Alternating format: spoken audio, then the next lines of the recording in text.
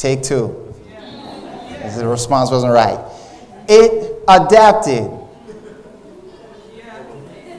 At least go, okay?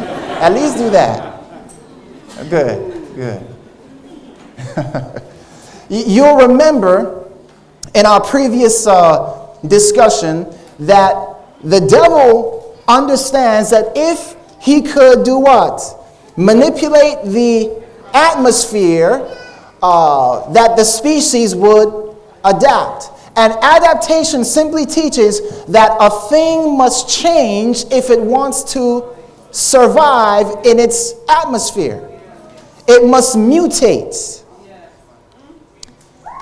And so, this was the atmosphere that was created in that place.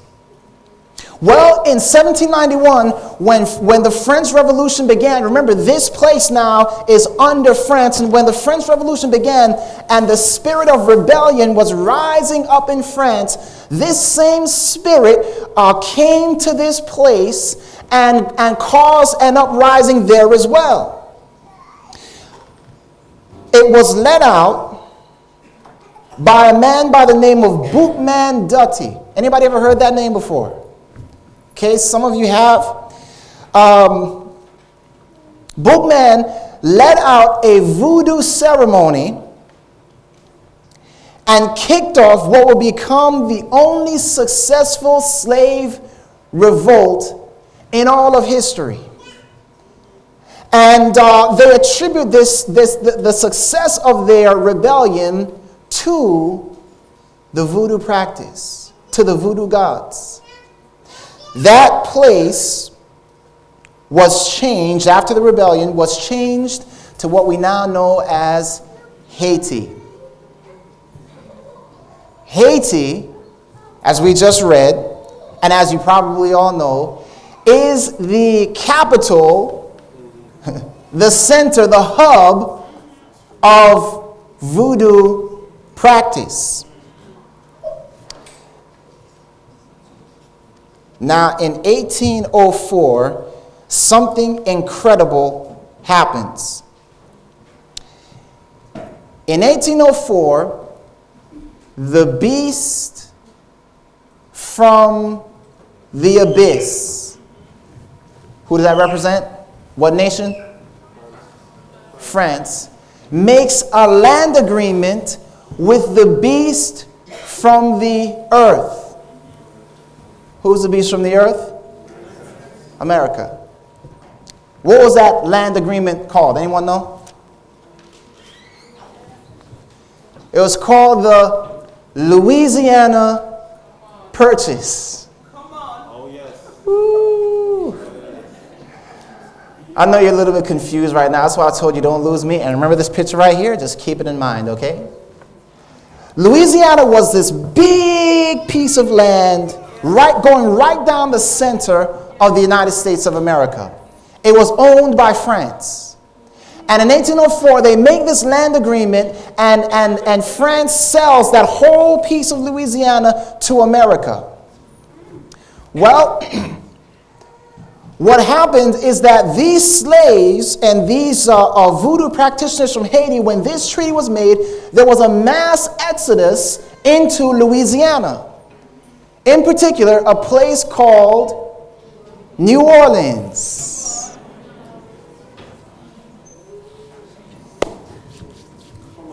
Yeah. You know where this is going, don't you? And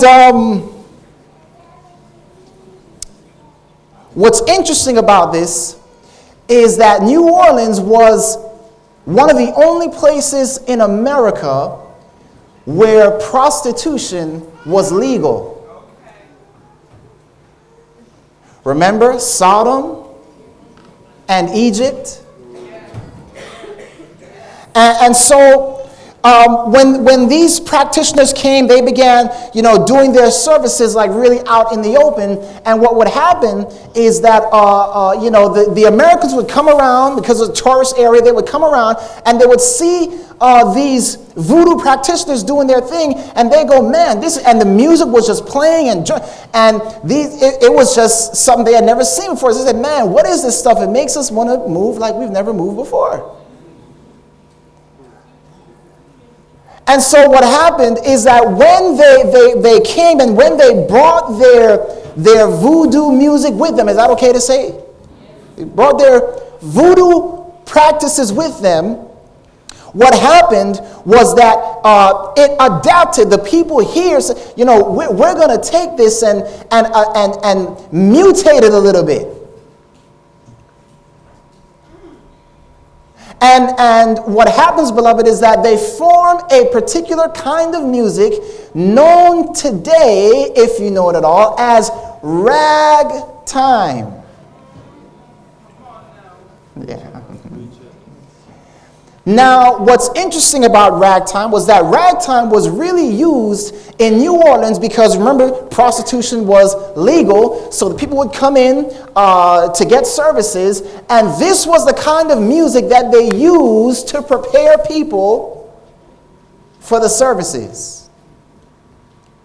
So when we look at ragtime, guess what we find? We find two things present. Wherever ragtime went, guess what we found?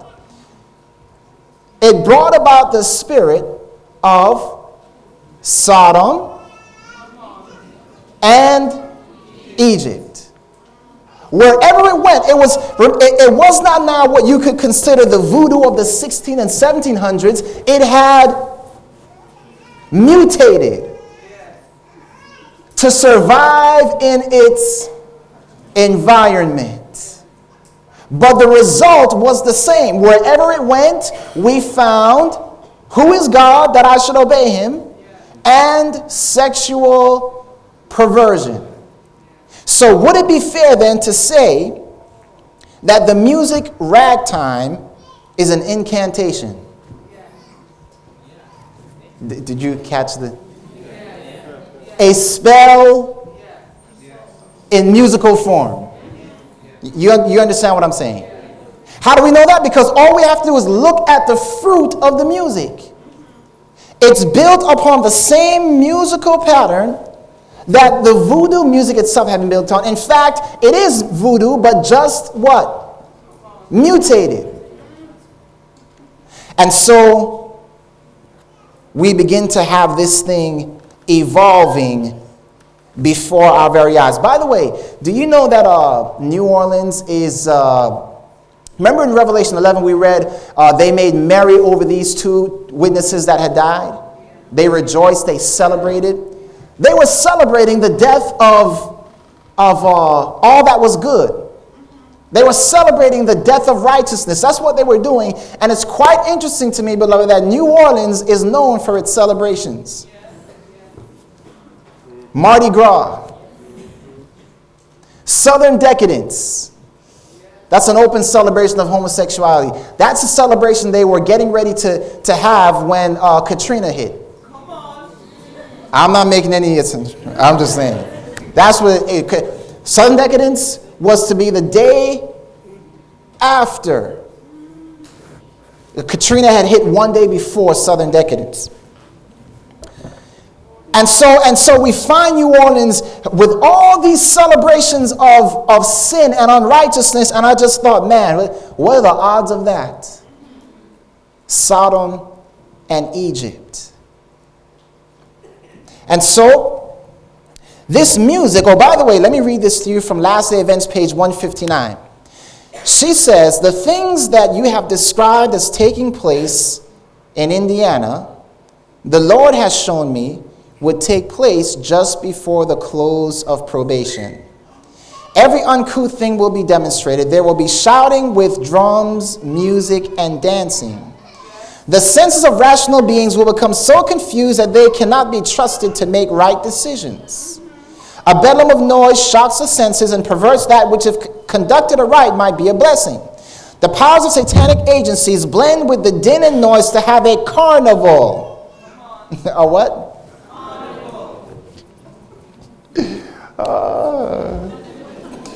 And this is termed the Holy Spirit's, the working of the Holy Spirit.